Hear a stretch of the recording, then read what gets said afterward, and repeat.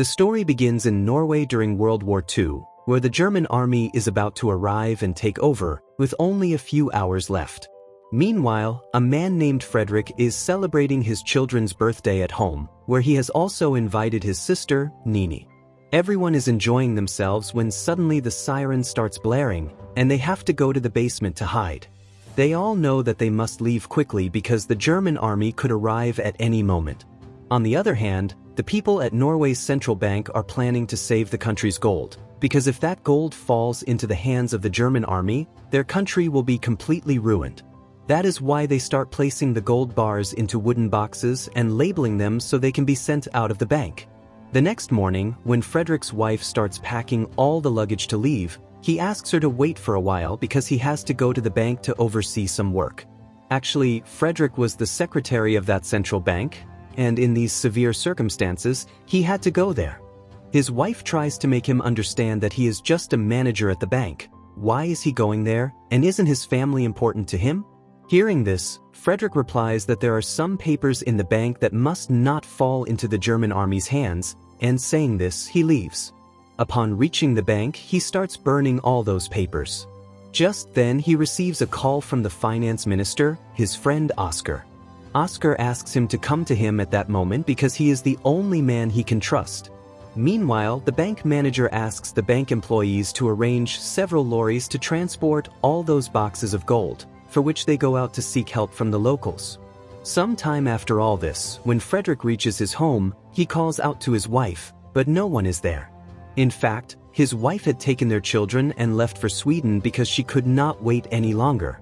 Seeing all this, Frederick is deeply saddened. On the other hand, many lorries have now arrived outside the bank, and the gold is being loaded into them.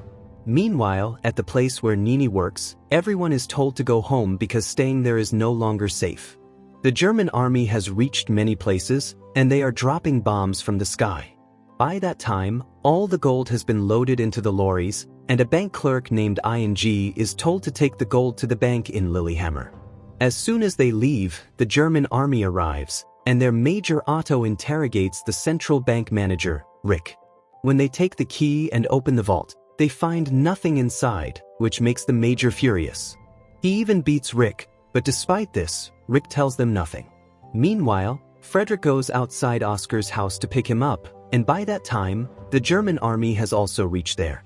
Suddenly, Oscar comes from behind and sits in the car, and on the way, he tells Frederick that he is assigning him a very important mission, saving Norway's gold. However, Frederick does not understand this because he just wants to get back to his family as soon as possible.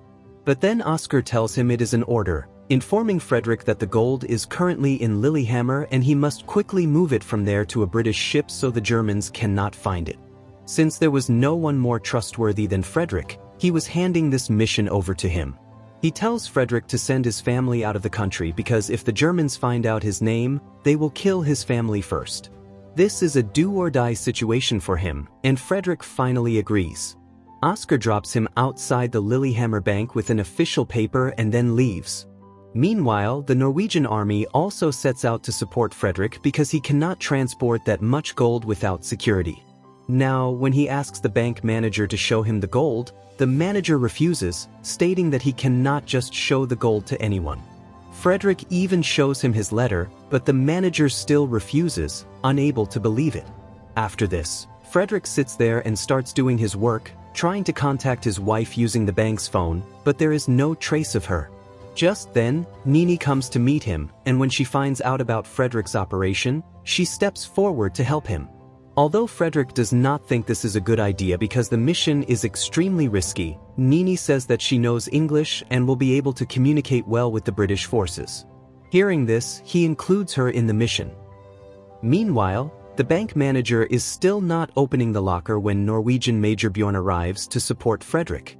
When Frederick tells him about the manager, they severely threaten the manager. On the other hand, Major Otto finds out from some children outside that many vehicles have left for Lillehammer, giving them the location. The manager finally gets ready to open the lock, but due to the pressure, he is unable to open it. The German army has also reached there, and Major Bjorn cannot wait any longer, so he suggests a plan to blow up the locker with a bomb. Just then, Frederick says that if he doesn't open the locker, the Germans will take all the gold, and he alone will be responsible for it. Hearing this, the manager tries one more time and successfully opens the locker. Meanwhile, Nini is driving ahead to talk to the British, and she is also listening to the Germans' communications. Back at the bank, they take all the gold and reach a train station, where the first registry of all the gold is done before it is loaded onto the train. Major Bjorn does not like this because the Germans could arrive at any moment, but since Frederick is their commanding officer, he cannot say anything to him. Then, Major Bjorn tells ING and his companion that they need to go ahead and check the train tracks so that they are warned if there are any Germans on the way. After this, all the gold is registered and loaded onto the train. Meanwhile, as ING and his companion are checking the tracks, they see a hanging corpse ahead, which terrifies them both. When they go near it, they find a grenade that immediately explodes, and the sound of the blast is heard at the train, alerting everyone. When they reach that location, they find ING and his companion sitting there. They are actually Norwegians fighting against the Germans. Major Bjorn explains to them that they are on a massive mission, and because of this, his comrades must have informed them. Following this, they leave safely from there. Meanwhile, when the Germans reach Lillehammer, they ask the manager about the gold, but upon checking the vault, the gold is not there. This frustrates Major Otto even more, and he orders his men to find out where the gold went. Shortly after, they learn about the train, and they try to locate them using airplanes. To avoid the airplanes, Major Bjorn hides the train inside a tunnel, and at night, when the planes stop flying, they resume their train journey. By morning, there are many people standing outside the station, prompting Major Bjorn to ask his men to stay alert once again. When the train stops, a girl comes running toward them, and it is none other than Frederick's sister, Nini. She tells them that the entire path ahead is clear, they can easily reach the ship, and she has already spoken to the captain of the British ship. Hearing this news, everyone is very happy and starts moving forward, thinking they will easily secure the gold and go home safely. In this way, they reach the dock in some time, and Frederick once again starts numbering all the boxes. Major Bjorn says that this is risky because the Germans could arrive at any moment, but Frederick does not listen and continues his work. Suddenly, sirens start blaring as German planes begin attacking them with bombs, preventing them from loading all the gold onto the ship. With the remaining gold and soldiers, the train starts moving again. The planes drop many bombs on the train, killing even more soldiers. With great difficulty, they manage to escape and reach a location, but many people have been injured in the attack. Major Bjorn becomes very angry and starts blaming Frederick. Seeing the injured people, Frederick's courage breaks, but his sister Nini supports him. She tells him that if he loses hope, everyone there will break, resulting in a huge loss. After this, she gives Frederick a number through which he might be able to contact his family. However, they suddenly realize that their connection with the British has been broken, so she leaves to re-establish communication. Meanwhile, Frederick and the rest of the people focus on handling the situation and helping the wounded. Nini returns in the evening with a lot of fish and tells Frederick that the British will call him, after which she leaves again to complete the mission. Waiting for that call, Frederick sits there from night until morning. In the morning, he receives a call, and the British inform him that they only have one ship left, which will leave shortly. Therefore, they must reach there as soon as possible. Hearing this, Major Bjorn and everyone else go together to get many lorries because they can no longer make the journey by train. When they return, they see Frederick sitting down to make entries for the boxes once again, and they immediately tell the soldiers to load the boxes into the lorries. This sparks an argument between the two. But then, a soldier who is a poet speaks up, saying that the work they are all doing for Norway will have their names written in golden letters in history. Therefore, they should work according to the rules, and he also adds that since they do not get such an opportunity every day, they should make their decisions thoughtfully. Hearing all this, Major Bjorn goes and stands behind Frederick, signaling to everyone what needs to be done. With this, entries for all the boxes are made, and they are placed into the lorries. Meanwhile, the German army is already very angry because all their attempts have failed, but now they have succeeded in finding the train. They start moving toward the train's location. Just then, sirens start blaring there, and Frederick and Major Bjorn, along with everyone else, depart with all the gold. On the way, they find out that the Germans have reached their previous location, meaning they will catch up to them very soon. Because of this, they all decide to reach the dock using different routes. Then, Frederick's car gets stuck on the road, and despite many attempts, it does not come out. On the other hand, the engine of the car ing and his companion are in breaks down, and they start fixing it. After a lot of effort, Frederick's car manages to get out and reaches the dock. The Germans are now right behind them.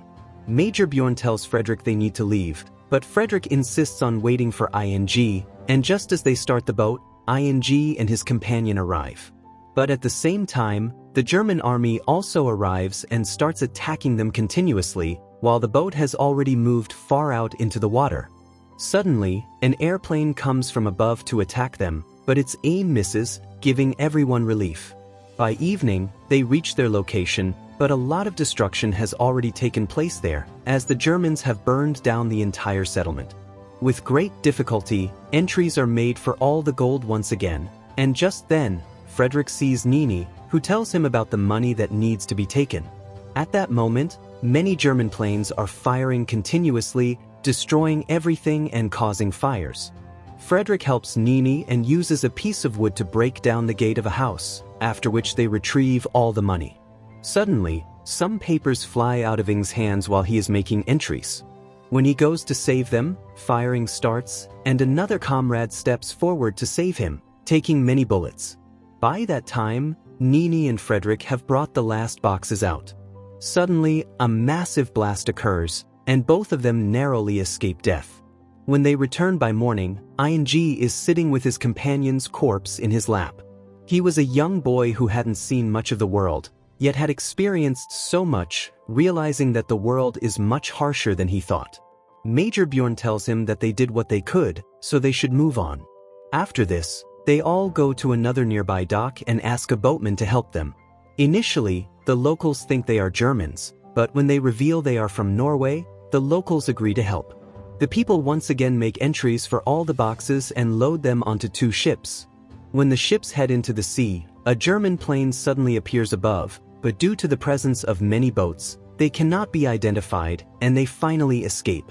Suddenly, Nini receives a call and finds out that Frederick's family is safe, making him very happy. At that moment, everyone is overjoyed. The poet then sings a poem about the survival of the Norwegian people. He sings about how this thrilling journey has ignited a fire within them all to fight a real war, showing they genuinely want to fight for freedom. And with that, this story comes to an end.